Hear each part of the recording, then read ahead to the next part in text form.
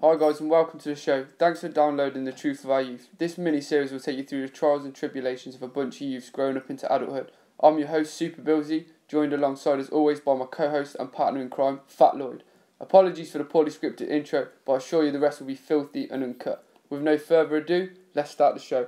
So Lloyd Burke, what are you saying, bro? Well, I'm happy to be here on episode 2 of The Truth of Our Youth. Yeah. It just seems like yesterday we were sitting in the shed recording episode 1. Yeah. Can I just say I apologise for my sniffing and coughing there throughout, but being outside in the shed thing, it's hay fever and all that, you know, it's that time of year. Yeah, he suffers from hay fever, one of them poor people that suffer from hay fever. Yeah, I don't give a fuck, because I've never suffered from it, and I don't have any allergies to anything, so... Oh, well, aren't you Mr. Health? Yeah, well, I'm a hypochondriac, which is quite, you know... That's a disease on its own, bro. Yeah, exactly, you know, Lloyd's lovely wife bought me Halogen, is it, tablet? Yeah. That's right, it was, yeah. All in one day hay fever allergy relief. Yeah, she Health essential. She come and dropped them off at the shed because she knew Dave would be suffering. Oh, she's lovely like that. She didn't think to bring me a chocolate beer, a cold beer or something like that. But oh no, we've got warm beers here. In fact, I might crack one open right now if I can find the bottle opener. Anyway, if you got your phone, you could ring her and see if she'll bring us out something. We could do, couldn't we? But no. What like sandwiches or? Anyway, don't forget about that. Well, we're hungry, you know. You can't work on an empty stomach. No, you can't. Not at the high quality that us guys are working at right now. But we said we're going to start from the beginning. The beginning. And I think the perfect place, if we're going to start from the beginning, is when we first meet the first character in our story. Quite a character. You've heard about him? Yeah, Napalm himself. Nathan fucking Doherty. So Nathan, he's my cousin. Yeah, I admit he's my cousin. Nah, he's a really cool guy. We're not dissing the guy into the ground because he is genuinely one of our best mates. He's got a heart of gold. Heart of gold, nickel head, as Kevin Smith says, man. Yeah, he's very much our Jason Mewes, isn't he? Yeah, he is. I mean, that's why we need to get him on so he can tell us some of his stories. But we first met Nathan. Well, Dave's known him since he was born, but I first met Nathan. Me, my brother Chris. We used to go around Dave's house on the weekends. He used to come around ours, but this time we were around his house. We were hanging around in the back garden, big sunny day. It was a yard. It was a yard. It was a yard. Barely enough room to swing a cat. It was enough room for 4 kids to play in. Put it that way. Yeah. And we had an old pram in the garden. And we had an old pram. Yeah. There was a big bush at the back. I had a big I don't know what kind of. It was beautiful. It was blossomed, and during the summer. Bumblebees. Huge Hell of a lot of bumblebees in that bush. And we thought it'd be fun to all get in the pram type thing and push each other up and down the yard. Yeah. Which was fun, you know. It was great. We'd go really fast and, you know. And Nathan, he was more streetwise than us back in the day because he was from Coventry and he was allowed to play out on the streets more than we were at this point. Yeah. And me and my brother got into the pram and Nathan was like, oh, we'll push you. And he went full pelt and we went straight into a bush. Yeah, threw him in the bumblebee bush, man. I don't think anyone was stung, but it was the intent was there, wasn't it? The intent was there to hurt us. And then my brother, being my brother who's the hardest man in the world other than Nathan, apparently, picked up a road cone. What was a road cone doing in your garden? Football, goals. Goalposts, yeah, okay. Well, he picked up a road cone and flung it and it hit Nathan in the eye. Quite the shot, weren't it? The accuracy was amazing. And Nathan kind of disappeared inside and then, you know, they had their little beef going on, but after a while they actually become... Great mates, really. The best of friends. Some say lovers. Well, if you ask Chris, some say lovers. They said they were married at one stage, and their marriage was only because of computer games. Excuse you. Sorry. Yeah, their marriage was only because of computer games. Back in the day, we were playing probably 8-bit, 16-bit computer games, Super Nintendo, which were the fucking best. You don't get better games than nowadays. Go and play Super Mario 1, Mega Man, etc. They were where the games were tough as well. I know they're easy to complete because they weren't very long, but challenging. Well, yeah. Well, nowadays, if you die in a game.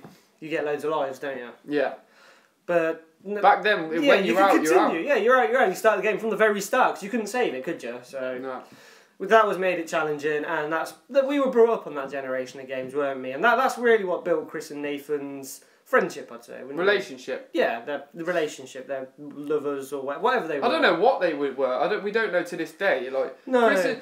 Nathan's the kind of guy that like you treat him mean, you keep him keen. Like me and Lloyd, we're nasty to him. We like made a podcast about him and stuff like that. We love the guy, but he'll ring us all the time. He'll send us messages and stuff like that. Chris, the guy's like gold to him, mate. He's a saint. He's so nice to him. Anybody that puts up with this guy as long as he does without getting angry with him is a saint.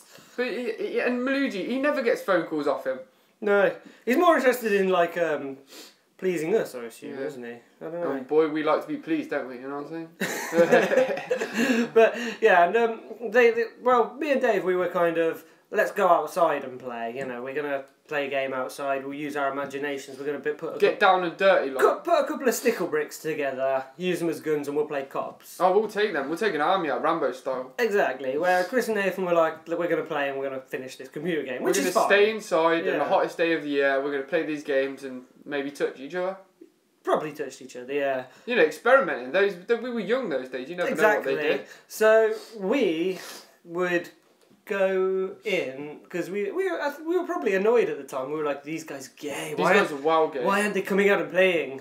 Gay's not a slur on gay people. Gay. We're using gay in the term that's like, you know, you're gay. Don't be gay. What? That's gay. Yeah, you can suck a cock and that doesn't bother me. That does not mean you're gay. That does not mean you're gay. Well, it does mean you're gay, but if you're sucking the cock, the phallus, you're probably gay. If you're getting your stick sucked, that's one of our very good friends, Gary Nixon. Yeah, he claims that if a man is being sucked off, that is not gay. If you're the recipient... that's one of them grey areas, but what the point I'm trying to get is that you can be gay, actual genuinely gay, homosexual, and I don't care, but if you're going to be a whiny little bitchy kind of, oh, no, you can't do that, that means you're gay. Yeah, gay. You're bare gay. So that's basically what when we say, oh, they're being gay. We're not being homophobic or anything, it's just when we were getting brought up, calling somebody gay was an insult for some reason. I don't know if it is so much is nowadays. We'll have to interview a kid one day, but I don't know what the laws are about asking a kid to get into your shed with them and speak about stuff. So. But yeah, we've entered a very dark stage now. Yeah, but let's just kind of flip past that and flip mo. And we used to go in because we were annoyed that they were playing computer games and didn't want to come out and play. So we were just used to go in and hit the reset button. Yeah, everyone's had that done to them before. Yeah, we were them annoying kids that were like, hit the reset button when you got far in the game and then run away laughing. We were always like, we let them get far enough in the game. Yeah. There's no point doing it at the start. Let it load up. Those games, PS1 games, it was Final Fantasy. Those games took a long time to load, didn't they? Mm-hmm. Load up your file and that. Then we'd let him walk around, get to the boss, get into the middle of the boss fight, and that's when we'd hit. That's when we'd strike, mate. Yeah, that's anything that you could make a competitive game out of. It was always me and Dave versus Chris and Nathan. And that's how it continued until adult life, even to this day, we play Mortal Kombat 9. It was at the time. We play Mortal Kombat 9, and we test series, wasn't it? And we took that seriously as well. We had our own rules and everything, didn't we? Yeah, you weren't even allowed to stop for a cigarette break at times. No, you were, because we made human rights. Remember that rule we made? Yeah, you're allowed to go for a wee. You could go for a wee, you could get a drink and that, but like you would allow one break each during the test series. A test series, by the way, it was a series of matches, and we had to win first to 10, wasn't it? You could never be the same character twice. And if it was 9 or you could be any character. I know it sounds really interesting, but you need to try it sometime, honestly. Seriously, you'll have the best times ever. Shit got real, man. Forget going out to a club and getting drunk and socialising. Who wants to socialise, man? No. If you're going to go out and get drunk, go to a quiet pub so you can actually hear your mates talk and stuff like that. I've never been really, let's go into a club. I mean, we've been a few times, haven't we? It was probably around the time that Usher, about 18, 19, we used to like it quite a lot. Well, not quite a lot, but I think we used to just go just for because we were allowed to drink basically, and as soon as we were allowed to drink and get into pubs, so we were just like, oh, we may as well take advantage of this. Of course. Other than that, we'd just hang out at my mum and dad's house in my bedroom, which was the attic, and smoke weed, get a little high. But Mum and Dad, if you ever listen to this, we never smoke weed. Not in the house ever. Apart from in the kitchen because we had the extractor fan on, and we were allowed to do that. Yeah, we were allowed. But on the real side is, it doesn't matter if Mum and Dad listen to this. 'Cause I've moved out now, and we used to smoke weed in the bedroom all the time. Yeah, but it was fine. Yeah. I'm sure they'll probably still punish me now. I mean, when they find the burns in the carpet, which they've probably found that by now. So. And the red sink. Remember that? The red stick, that was yours. Yeah, we had a Centurion, was it, for Maluji's birthday Centurion, or something? and if you've been to university, you know what a Centurion is. But if you don't, if you haven't been to university, basically 100 shots of beer or cider, or isn't whatever it? in 100 minutes, which If sounds you so easy. If you don't want to do it with shots or spirits, mate, I take my hat off to you because you'll die. You'll die, son. But if you do it with yeah, well, I mean, we tried one for Chris's 30th birthday in December, and I think I only got up to 40 something. I was fucked, man. I had a few Jack Daniels beforehand, but I was absolutely smashed. And I think you were doing a shot on number 10. You were doing a shot of sours or something. I was doing a shot of Jack Daniels because I didn't really want the sours. Well, we'll talk about Chris's 30th birthday actually like another time. But back to the original Centurion. We ordered a pizza. We were in the middle of it. I decided to Billy Big Bollocks it, mate. Dick swinging with Scrumpy Jack. Scrumpy Jack, wasn't it? Yeah. That's a strong cider. 6% cider. 6%. I was Dick swinging, mate. I was flying, living life, mate. 50 shots or 60, I don't know what I was on. But I think we finished. Not me, they were smaller shots. They were I was smaller shots. paralytic, man. I was on my ass. I had a WKD, a red one that Webby gave me. And it was pizza time, man. We ordered a pizza. It was all good. Two giants, was it, between a few of us? We got good one pizzas, man. One of them big pizzas, anyway. There was got to be at least 8 of us there, weren't there? So yeah, the pizza comes, yeah. I perk up my little head.